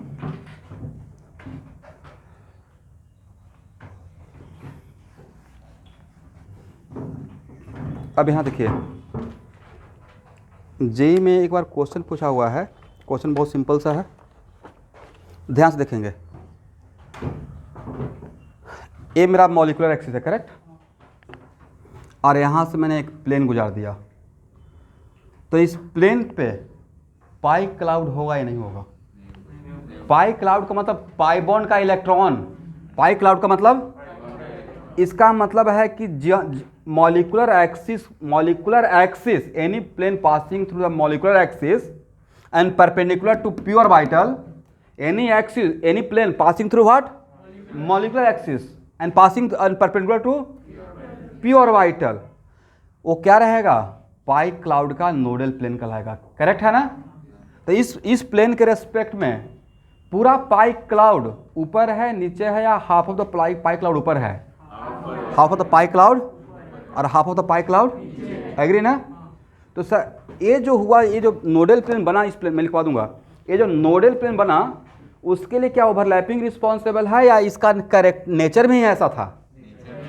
सर ये अपना नेचर में ही लेकर आया था, करेक्ट ना, क्योंकि पी और वाइटल का शेप ही ऐसा होता है कि हाफ ऑफ द इलेक्ट्रॉन क्या रहता है, पी और वाइटल का कितना लोब, दो, हाफ ऑफ द इलेक्ट्रॉन इस लोब में और हाफ ऑफ द इलेक्ट्रॉन इस लोब में, और यहाँ पे क्या रहता है, जीरो। तो इसके लिए जो वहाँ पे नोडल प्लेन क्रिएट होगा उसके लिए overlapping, nature of overlapping responsible नहीं है, उसका कैरेक्टर ही रिस्पॉन्सिबल है, करेक्ट है ना। तो इसी को क्या हम लोग इक्विवेलेंटली, कहीं कहीं पे देखिएगा इसी को इक्विवेलेंटली ऐसे दिखाया रहेगा कि ए और बी के बीच में डबल बॉन्ड के लिए सिंगल बॉन्ड और half of the pi cloud ऊपर और half of the pi cloud नीचे। अब समझ में आ गया कि क्या दिखाया रहता है, ये क्या दिखाया रहता है, पाई इलेक्ट्रॉन, पाई बॉन्ड के इलेक्ट्रॉन को बोलते हैं पाई क्लाउड, क्या बोलते हैं, लिखिए भाई। जिस चीज़ को जितना लाइटली लेते हैं वही आप आज से 30 साल पहले, तो आपके जन्म से बहुत पहले एक क्वेश्चन पूछा हुआ है आईआईटी का, पाई क्लाउड का नोडल प्लेन कहाँ से पास करता है, तो कहाँ से पास करता है, बोलिए, मॉलिक्यूलर एक्सिस, और किसके परपेंडिकुलर, पी और वाइटल का। लिखिए, plane passing through molecular axis, plane passing through molecular axis and perpendicular to P vital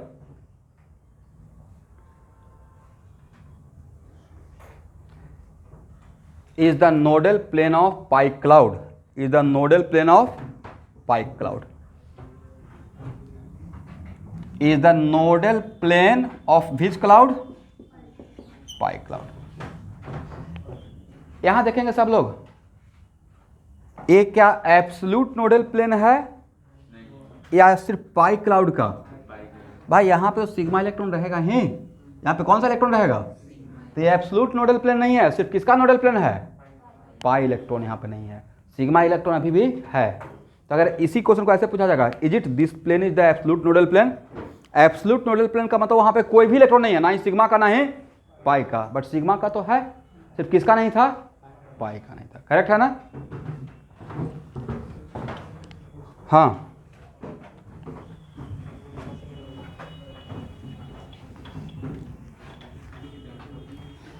देखिए, ये जो मैंने बोला कि एक minute, nodal plane, sorry, plane passing through, बोलिए मेरे साथ, passing through molecular axis and perpendicular to what, कौन सा पी ऑर्बिटल के रेस्पेक्ट में मैं बात कर रहा था?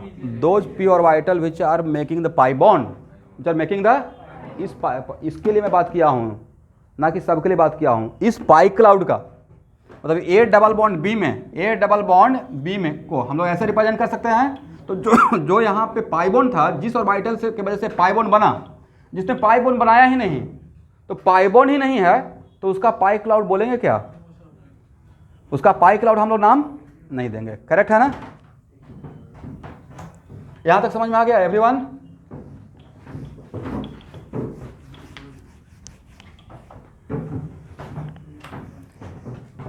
ओके, इस पॉइंट को 3 स्टार बना लीजिएगा। ऑर्गेनिक केमिस्ट्री में ये आपके लिए ब्रह्मास्त्र साबित होगा। ठीक है, बहुत हेल्प करेगा ऑर्गेनिक, खासकर रेजोनेंस में।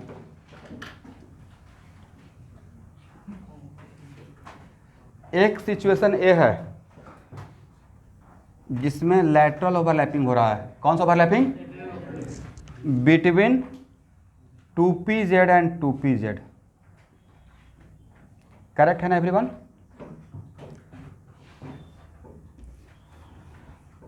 और वन ऑफ द सिचुएशन है जिसमें ये भी लैटरल ओवरलैपिंग हो रहा है। करेक्ट? बट ए 2pz है तो 3pz है। करेक्ट है?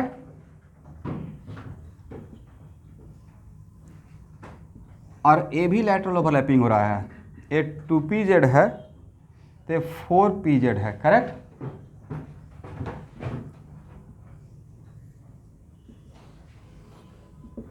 और ए 2pz ए 5pz।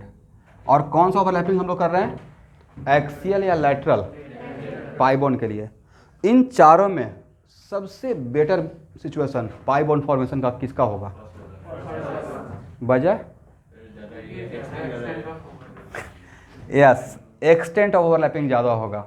उसको आप ऐसे भी समझ सकते हैं, सर इसका मैक्सिमम इलेक्ट्रॉन डेंसिटी या इसका मैक्सिमम इलेक्ट्रॉन डेंसिटी, इसका मैक्सिमम इलेक्ट्रॉन डेंसिटी इसका मैक्सिमम इलेक्ट्रॉन डेंसिटी का ओवरलैप कर रहा है, बट इसका मैक्सिमम भाई यहाँ पे है, इसका मैक्सिमम यहाँ पे। तो क्या इसका मैक्सिमम इलेक्ट्रॉन डेंसिटी इसका मैक्सिमम इलेक्ट्रॉन डेंसिटी ओवरलैपिंग कर रहा है? इसका मैक्सिमम यहाँ पे, इसका मैक्सिमम यहाँ पे है। इसका मतलब है कि ये बात याद रहेगा, सबसे बेस्ट पाई बॉन्ड का सिस्टम किस में रहेगा और सबसे बिग पाई बॉन्ड किस में बनेगा? सबसे स्ट्रॉन्ग पाई बॉन्ड इसमें बनेगा और सबसे बिग पाई बॉन्ड यहाँ बनेगा। करेक्ट है ना? डायग्राम इटसेल्फ आपको समझा रहा है। ए रेजोनेंस में आएगा, दोबारा वहां पे ड्रॉ करूंगा कुछ प्रूफ करने के लिए। ठीक है? तो A B C and D extent of pi bond formation, extent of pi bond formation या एक्सटेंट ऑफ लैटरल ओवरलैपिंग, जो भी नाम दे दीजिए, का ऑर्डर क्या रहेगा? ए का टर्न, बी का टर्न, सी का टर्न, डी।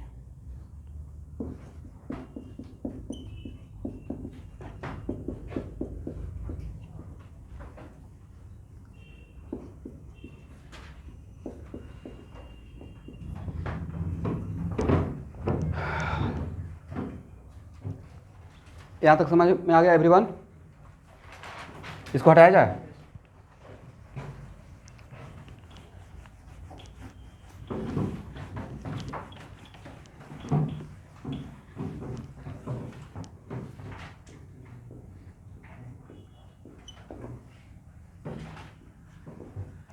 बोलिए, दो ऑक्सीजन एटम के बीच में सिंगल बॉन्ड होता है या डबल बॉन्ड? Double bond. तो ऑब्वियसली एक सिग्मा रहेगा, एक पाई रहेगा। आप इसका मॉलिक्यूलर और वाइटल डायग्राम ड्रॉ कीजिए, एग्जाम में आएगा। ड्रॉ द मॉलिक्यूलर और वाइटल डायग्राम। तो इसके लिए ऑक्सीजन का इलेक्ट्रॉनिक कॉन्फिगरेशन लिखना पड़ेगा। यहाँ देखिए 1s2 2s2 2p4। Correct? How many valence electron? 6। तो अगर आउटर मोस्ट ऑर्बिट का इलेक्ट्रॉन को अगर आप रिप्रेजेंट करते हैं 2s2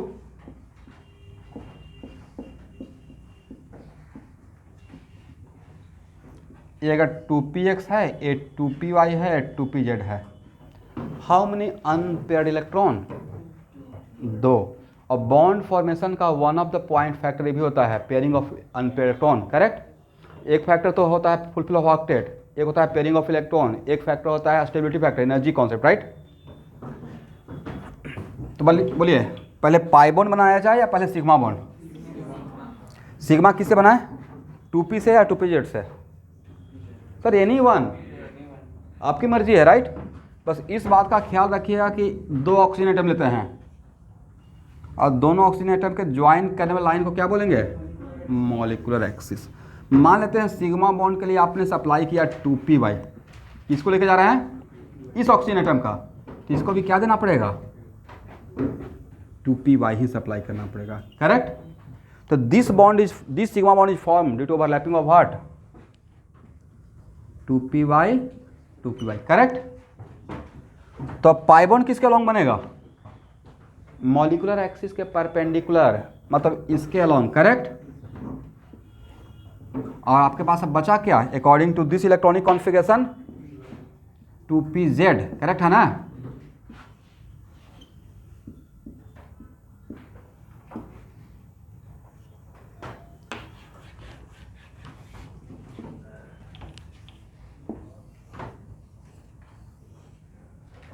करेक्ट है। तो ऐसे जो रिप्रेजेंट करते हैं इसी को बोलते हैं मॉलिक्यूलर और वाइटल डायग्राम, करेक्ट। यहाँ तक नहीं बता पा रहे थे कि दो डबल बॉन्ड में कौन सा सिग्मा कौन सा पाई, बट जैसे ही इसको ऐसे रिप्रेजेंट करेंगे तो यहाँ तो डायम से बताइएगा, ये कौन सा बॉन्ड? सिग्मा, ये कौन सा बॉन्ड? पाई। तो दो पाई या एक ही पाई, क्योंकि ऊपर ओवरलैपिंग ऊपर भी है और नीचे भी हुआ है, दो, इन दोनों को मिलाकर एक काउंट करते हैं। कितना काउंट करते हैं? 1, करेक्ट है ना?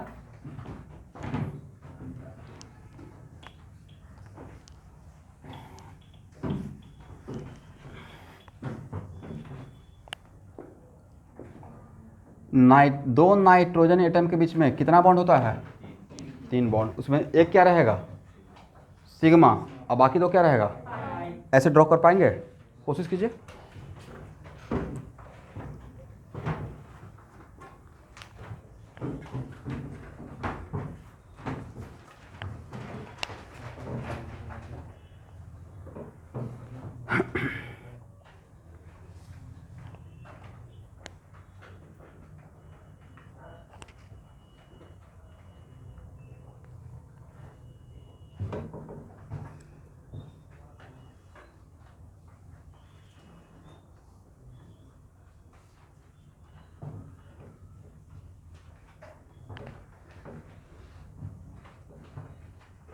सबसे पहले आप लोग नाइट्रोजन का इलेक्ट्रॉनिक कॉन्फ़िगरेशन लिखें।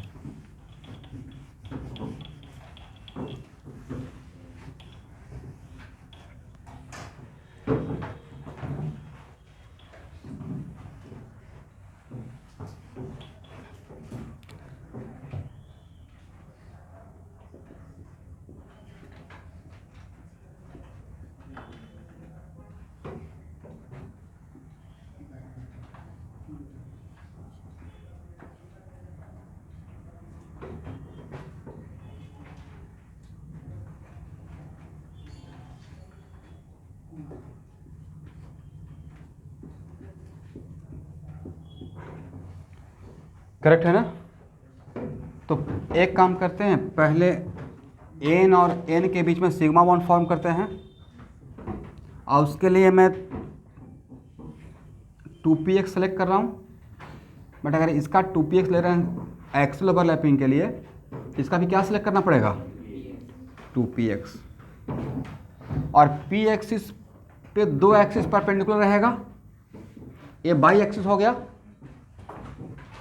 तो जेड एक्सिस कैसे रहेगा भाई, ऐसे रहेगा। और कैसे रहेगा, इसका मतलब है कि ये हो गया 2py और ये भी क्या हो गया 2py। एक तो इससे पाई बॉन्ड बन जाएगा, correct. But what about Z axis, वो तो रिप्रेजेंट नहीं कर सकते हैं। तो ऐसे मान लीजिए, एक मैं डॉटेड लाइन खींच रहा हूँ, डॉटेड लाइन को आप ऐसे मान लीजिएगा, ये marker, correct. This is the what, तो इसके अलावा क्या रहेगा 2pz। तो ये अगर 2pz है तो ये भी क्या होगा 2pz।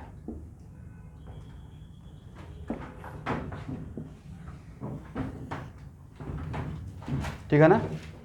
और यहाँ पे दोनों पाई बॉन्ड एक दूसरे के रेस्पेक्ट में कितना एंगल पे है, both pi bond oriented at 90 degree, correct.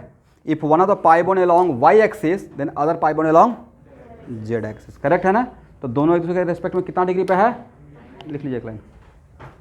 In this case both pi bond are oriented at 90 degree to each other. Both pi bond are oriented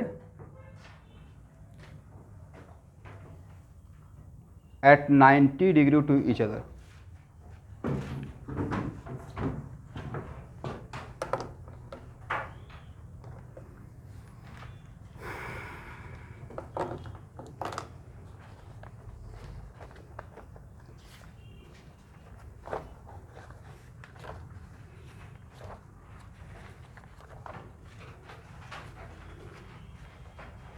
यहाँ तक समझ में आ गया एवरीवन। इसका मतलब कंक्लूजन क्या हुआ, कंक्लूजन ये हुआ कि एसएस ओवरलैपिंग से सिर्फ क्या बनेगा, सिग्मा बनेगा। एस एंड पी ओवरलैपिंग से सिर्फ क्या बनेगा, एंड पी ओवरलैपिंग से क्या बनेगा, पी और पी एक्सियल भी कर सकता है और लेटरल भी कर सकता है। तो सिग्मा भी बनेगा और पाई बनेगा। एक अभी तक हम लोग पढ़े, ठीक है, लिख लीजिएगा बॉक्स बनाकर।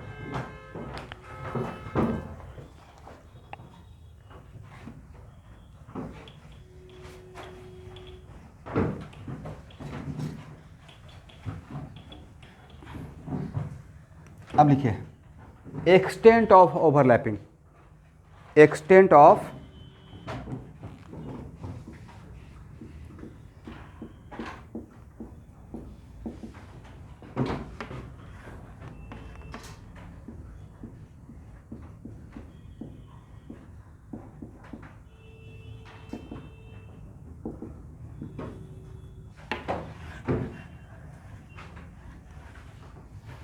तो पहला पॉइंट लिखिएगा,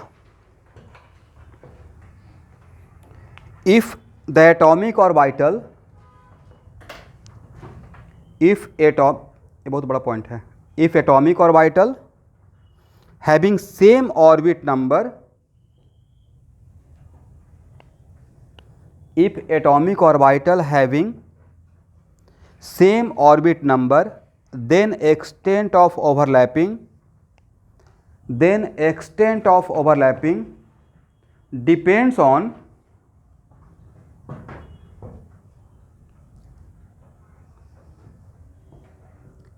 point of contact or area of contact, और उसी को ब्रैकेट में लिखिएगा ओरिएंटेशन। बट इसमें अंडरलाइन कीजिएगा कि एरिया ऑफ कॉन्टेक्ट का कॉन्सेप्ट तभी देखेंगे जब ऑर्बिट नंबर सेम हो। क्या सेम होना चाहिए, ऑर्बिट नंबर। अब इसको समझिए, यहाँ देखेंगे ये 2-3 बार आएगा स्टूडेंट, ठीक है। ये वांडर वाल फोर्स में ट्रैक्शन में भी लेकर आऊँगा। मान लेते हैं कि आपके पास 2 रिजिड स्फीयर है, 2 रिजिड स्फीयर, और दोनों को आपस में टच कराते हैं, कितना पॉइंट पे टच में आएगा, रिजिड रहेगा। अगर रिजिड स्फीयर तो सिंगल पॉइंट पे कांटेक्ट में रहेगा। लेकिन अगर 2 लाइन है, किसी का ज्योमेट्री लीनियर के जैसा है, इन दोनों को टच कराते हैं ऐसे, तो कितने पॉइंट पे कांटेक्ट में आएगा, इनफाइनाइट पॉइंट पे, करेक्ट। मान लेते हैं कि आपके घर में 2 कप है, ठीक है, और इसको ऐसे इसके अंदर रखते हैं तो बहुत less area of contact, correct. But 2 थाली, थाली समझते हैं ना, प्लेट, और इसको अगर ऐसे एक दूसरे से सजाते हैं, किसमें एरिया ऑफ कांटेक्ट ज़्यादा बनेगा? प्लेट में। यहाँ पे ज़्यादा बनेगा भाई, एक प्लेट के ऊपर दूसरा प्लेट, राइट, एक प्लेट के ऊपर क्या है? दूसरा प्लेट, करेक्ट। अब बीच में अगर थोड़ा पानी दे दिए, बीच में अगर थोड़ा दो, यहाँ देखिए थोड़ा पानी दे दिया और ऐसे अगर उखाड़ने की कोशिश कीजिएगा, बहुत ज़्यादा फोर्स लगेगा, पता है कि नहीं? स्लाइड करके खींचना पड़ेगा। कौन सा फोर्स लगता है इससे? Adhesive force, very good. कौन सा फोर्स? Adhesive force. इसका मतलब यहाँ पे एरिया ऑफ कांटेक्ट ज़्यादा बन रहा है और यहाँ पे एरिया ऑफ कांटेक्ट कम बन रहा है, करेक्ट है ना?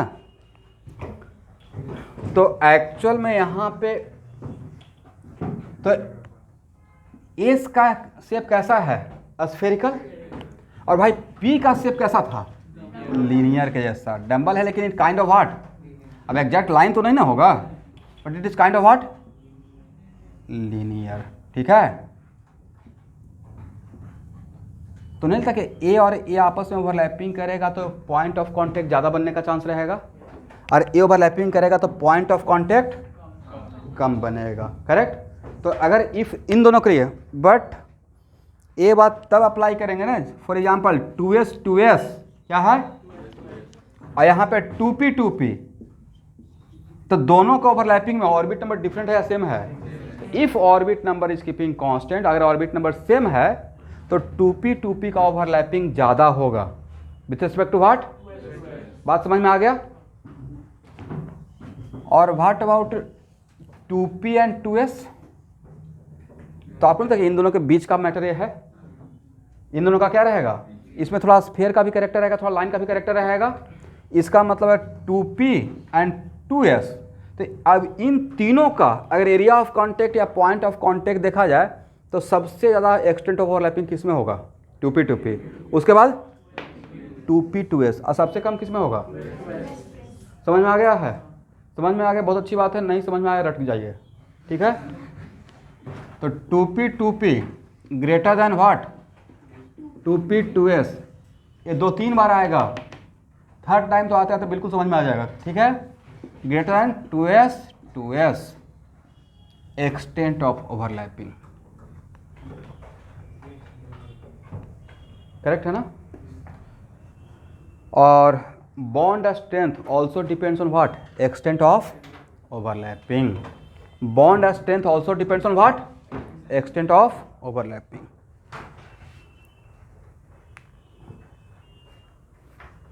ये डायरेक्ट ऑब्जेक्टिव पूछा हुआ है, इसलिए इससे रिलेटेड क्वेश्चन आने का संभावना बहुत ज़्यादा है। एक और पॉइंट लिखिए, if atomic orbital having different orbit number, if atomic orbital having different orbit number, then extent of overlapping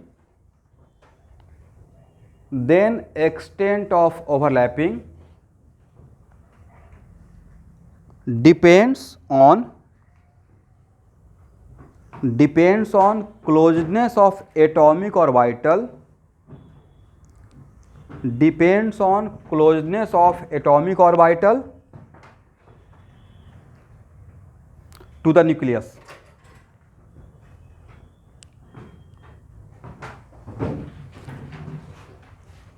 यहाँ देखिए, if atomic orbital having different orbit number, यहाँ तक लिख लिए, then extent of overlapping depends on closeness of atomic orbital to the nucleus या with nucleus, correct है everyone. यहां देखेंगे एक क्वेश्चन ऐसे पूछा जाएगा, क्योंकि अगर ये बात मैं डिस्क्राइब नहीं करता तो आपको तो जेल में बैठ जाता कि पी और पी का ओवरलैपिंग ज़्यादा होता है और ए से इसका क्या होता है? कम होता है, और तब एग्जाम में ऐसे आता 1s 1s। अब फिर 1s 1s का कंपेयर किसके साथ? 2p 2p। अतः बॉन्ड स्ट्रेंथ किसका ज़्यादा रहेगा? तो सर अगर पहला पॉइंट देखेंगे तो ये लग रहा है और दूसरा पॉइंट देख रहे हैं तो दोनों में से कोई तो पॉइंट तो प्राइम पॉइंट रहेगा। तो actually second point is the prime point.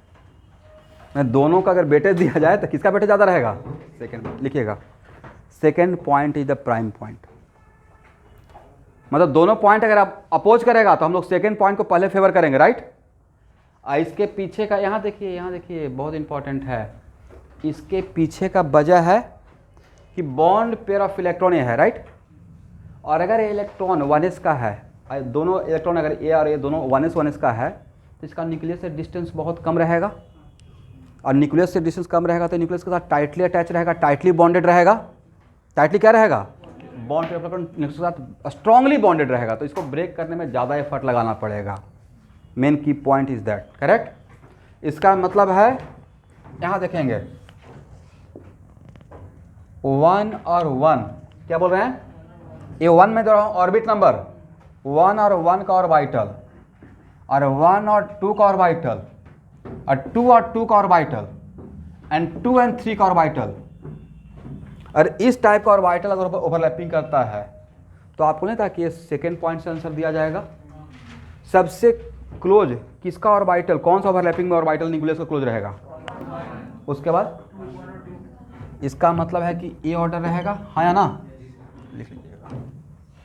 ये मैंने ऑर्बिट एटॉमिक ऑर्बिट नंबर दिया है। क्या दिया है? Orbit number. तो इसको क्वेश्चन लेकिन घुमा कर ऐसे आएगा एवरीवन 1 और 1 है तो इसमें तो भाई एक ही ऑप्शन बनता है। कौन सा? 1s 1p बनेगा क्या? ऑर्बिट नंबर 1 में तो एक ही सबसेल होता है ना, जिसका नाम क्या है? s। तो उसमें तो 1s ही बनता है। तो इसके बीच में क्या रहेगा? 1s, correct. इसमें कितना ग्रुप बन सकता है? 1s 2s और 1s 2p, करेक्ट है ना। इसमें कितना बन सकता है एवरीवन? सर 2s और 2p, करेक्ट है। इतना का ही देख लेते हैं। एग्जाम में इन पांचों का आ जाएगा एक साथ, करेक्ट है ना। तो एग्जाम इन पांचों का आ जाएगा तो सबसे ज़्यादा किसका स्ट्रेंथ रहेगा और इन दोनों में किसका रहेगा? एक मिनट, इन दोनों में इसका रहेगा भाई। ऑर्बिट नंबर क्या हो गया? 1 2 1 2, दोनों में ऑर्बिट नंबर कॉमन हो गया ना। इसका ऑर्बिट नंबर पढ़िए 1 2, इसका ऑर्बिट नंबर, तो ऑर्बिट नंबर दोनों का ओवरलैपिंग के लिए ऑर्बिट नंबर कांस्टेंट हो गया, है ना। जब ऑर्बिट नंबर कांस्टेंट रहेगा तब क्या देखेंगे? पॉइंट ऑफ कांटेक्ट देखेंगे। समझे नहीं समझे? इन दोनों में ऑर्बिट नंबर 1 2 1 2 कॉमन हो गया। इस ग्रुप के लिए 1 2 है ना, तो जब ऑर्बिट नंबर कॉमन कांस्टेंट रहेगा तब पहला पॉइंट लगाएंगे। तो इस तरीके से यहाँ से यहाँ तक का इसमें तो बहुत सारा ऑप्शन आ जाएगा ना।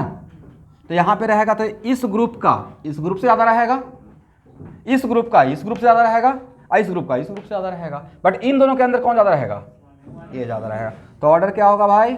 1s ग्रेटर दैन, बोलिए भाई 1s। आप लोग डरे हुए क्यों हैं? 1s 2p। उसके बाद इसमें किसको देंगे पहले preference? Very good, 2p greater than 2s and 2s। तो ऐसा क्वेश्चन आगे तो बन जाएगा, असाइनमेंट में रहेगा ऐसा क्वेश्चन, ठीक है। देख लीजिएगा, करेक्ट है ना।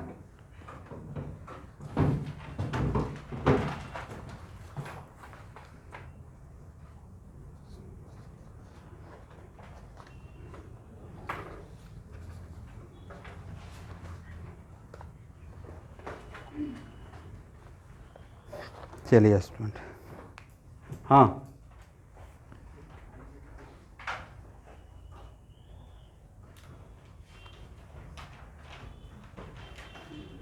ड्राइंग करके दिखाने से बेटर है कि 1s और 1s 2s किसका ऑर्बिटल, किसका इलेक्ट्रॉन क्लाउड न्यूक्लियस से ज़्यादा टाइटली अटैच रहेगा। इस केस में बॉन्ड पे ज़्यादा न्यूक्लियस के साथ स्ट्रांगली अटैच रहेगा, या इस केस में? इस केस में न्यूक्लियस के ज़्यादा पास रहेगा। तो न्यूक्लियस के पास, देखिए एक कॉमन सेंस की बात है ना। देखिए ध्यान सुनिएगा स्टूडेंट, आप क्या बनाने जा रहे हैं? बोलिए बॉन्ड। क्या बनाने जा रहे हैं? आप बोल रहे हैं किसी से फ्रेंडशिप करने जा रहे हैं, उससे दूर भाग रहे हैं, बढ़िया बॉन्डिंग होगा? नहीं होगा। तो आप बनाने जा रहे हैं बॉन्ड, तो जितना पास आएगा उतना वीक बॉन्ड बनेगा या उतना स्ट्रॉन्ग बॉन्ड बनेगा? और जितना स्ट्रॉन्ग बॉन्ड बनेगा, राइट, तो उसका स्ट्रेंथ उतना ही ज़्यादा रहेगा। खुद बताइए, 1 और 1 के बीच में बॉन्डिंग छोटा छोटा आइटम है, राइट? बड़ा आइटम है या छोटा आइटम है? छोटा और वाइटल है। तो क्या बॉन्ड जो बनेगा उसका बॉन्ड लेंथ ज़्यादा रहेगा या कम रहेगा? इसका बॉन्ड लेंथ कम रहेगा और इसका बॉन्ड लेंथ, अभी तो पढ़ाए थे, one of the factor on which bond length depend is the size of overlapping of और वाइटल। करेक्ट है ना? अब हाँ ना बोलिए। चलिए, यहाँ तक समझ में आ गया है? अब उस पेज को छोड़ दीजिए, बहुत तगड़ा टॉपिक पढ़ाने जा रहे हैं, हाइब्रिडाइजेशन, जिसका आप लोग को इंतजार था। अगला 3 क्लास सिर्फ मैं ऑर्गेनिक केमिस्ट्री के पॉइंट ऑफ व्यू से हाइब्रिडेशन पढ़ाऊंगा। अब बाद में जनरल हाइब्रिडेशन, मतलब at least next 2 class, next 2 Monday सिर्फ किसके पॉइंट ऑफ व्यू से? ओनली कार्बन का नाम लेते हुए, ठीक है?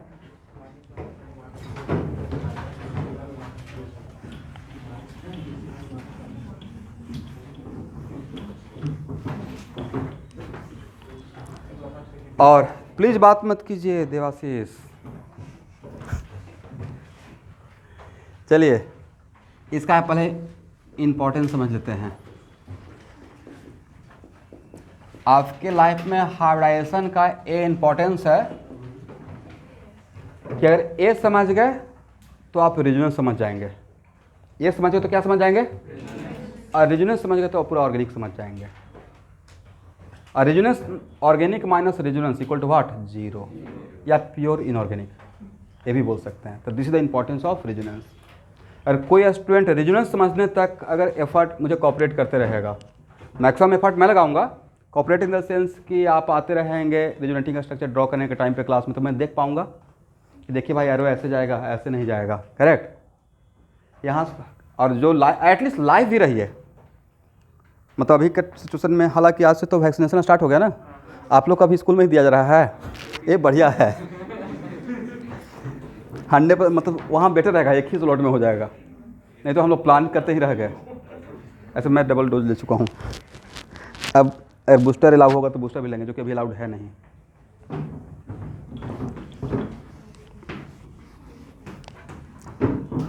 न्यू पेज में लिखेंगे। तो सबसे पहले बताइए कि एक्चुअल में हाइब्रिडाइजेशन का मतलब केमिस्ट्री में क्या समझते हैं, हाइब्रिड का मतलब केमिस्ट्री में क्या समझते हैं?